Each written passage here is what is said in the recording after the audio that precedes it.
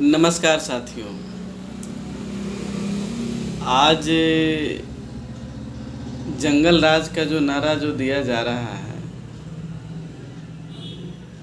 तो जंगल राज का नारा तो देना इजीली है, आसान है, तुरंत यूज कर सकते हैं। अगर तेजस्वी प्रसाद यादव अगर कहा है जो बायोमेट्रिक जो है अस्पताल में लगाए जाएंगे, तो इसमें कोई बुरा नहीं है और बुराई नहीं है। इससे जो सरकारी कर्मचारी हैं या डॉक्टर्स हो चाहे जनरल जो भी हो कर्मचारी, वो शिथिलता के साथ काम करते हैं। उनका टाइमिंग से कोई मतलब नहीं है, उनकी अपनी जवाबदेही से कोई मतलब नहीं होता है। और क्योंकि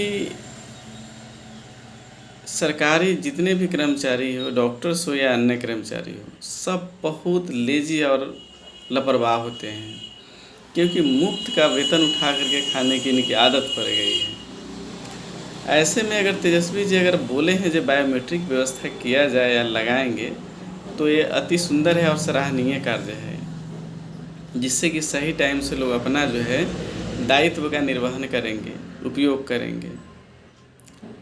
अगर हर सरकारी कर्मचारी अगर अपनी दायित्व का निर्वहन करे ना, तो जनता जितने भी हैं कभी दिक्कत नहीं होगी उसको।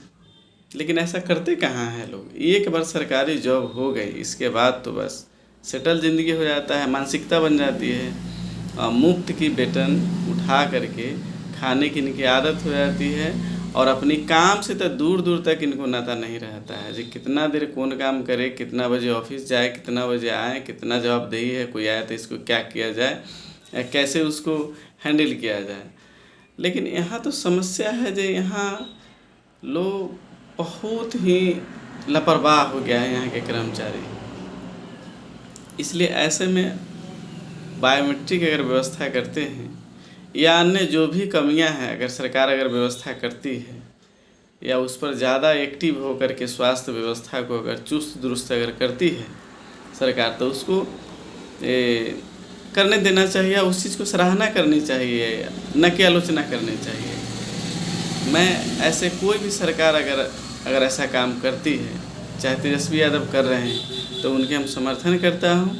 उनकी बातों को मैं प्रशंसनीय है, निंदनीय नहीं है जब मैं उनकी निंदा करूंगा, क्योंकि ऐसे में बिहार का जो व्यवस्था ऐसे ही लचर हो गया है, इतना लचर, इतना दुर्भाग्यपूर्ण है जिसका सीमा नहीं है। इसीलिए ऐसा बायोमेट्रिक लगा करके हम कहते हैं कि ऐसे में सुधार आएगा, लोग अपनी जवाबदेही को समझेंगे, समय से ड्यूटी आएंगे। जो भी समय से जो बीमार लोग चाहे जो भी जाएंगे वहाँ उनको वक्त पर जो है डॉक्टर से अवेलेबल मिलेंगे, उनको इलाज होगा। और एक इंसानियत के नाते हम कहते हैं जितने भी डॉक्टर्स लोग हैं वो कृपया करके वो समय से ड्यूटी जाएं। और लोग जो आपके भरोसे कहीं से आते हैं, क्योंकि आप भी किसी का बेटा है, किसी का पोता है, किसी का नाती है, किसी का पति है, किसी का प्रिय लाल है, उसी तरह से कोई बीमार आदमी अगर आपके यहाँ अगर आता है तो उम्मीद लेकर आता है जो जा रहे हैं वहाँ बड़े बड़े डॉक्टर है, बड़े संस्थान हैं, मेडिकल कॉलेज है, सरकारी व्यवस्था है, कुछ कम में कुछ ढंग का इलाज हो जाएगा। लेकिन उनकी उम्मीदों पर पानी कब फिरता है जब आप समय से ड्यूटी नहीं जाइएगा, अस्पताल में अवेलेबल नहीं रहिएगा, आप लापरवाही कीजिएगा, जब मन तब गए जब मन तब आए, और प्राइवेट जगह बैठते हैं, चाहे प्राइवेट जगह बैठ करके टाइम पास करते हैं, जब मन हुआ तो टाइम पास क्या करते हैं, इनकम का जरिया बनाते हैं। लेकिन वही जब सरकार उतना सारी पैसा आप लोग का पेमेंट करती है, कम पैसा पेमेंट तो नहीं करती है, जब उतना वेतन है तो लोगों का कम से कम जो आपके यहाँ भरोसे करके लोग लद्दाख आते हैं,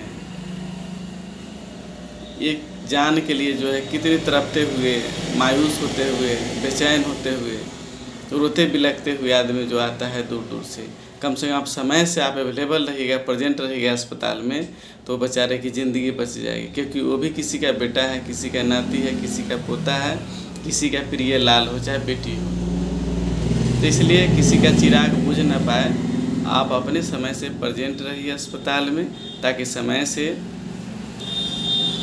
एक मानव का, एक इंसान का सेवा हो जाए जिससे कि ज़िंदगी बच जाए।